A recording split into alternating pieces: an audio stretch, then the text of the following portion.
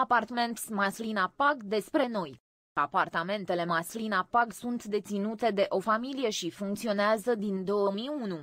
Suntem situați la 5 km de centrul orașului. Pagina Casa noastră cu apartamente este situată pe un teren cu o suprafață totală de 1700 metri pătrați.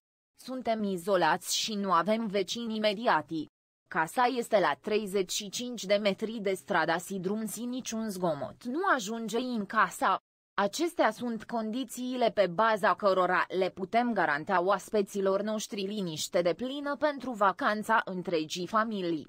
Curtea mare, plină de verdeață și o parte cu măslini, oferă multă umbră și spațiu pentru ca copiii să stea, să se distreze și să se joace.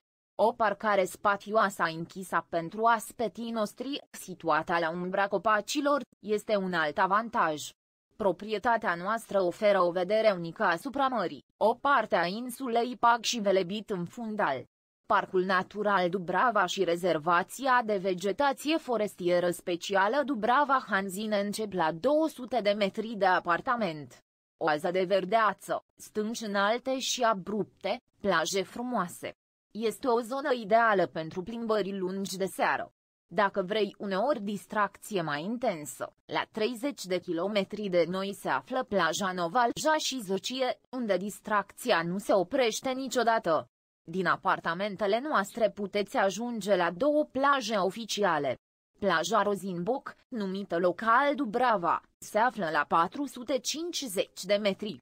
La aproximativ 500 de metri de cealaltă parte se află plaja Bojana, numele local Jaba după stânca în formă de broască. Puteți găsi multe plaje frumoase la 1000-1500 de metri de apartament. În apropierea apartamentelor noastre există și o plajă neoficială. O numim plaja surpriză și vom fi bucuroși să ți o arătăm atunci când ne vei vizita. Vă așteptăm!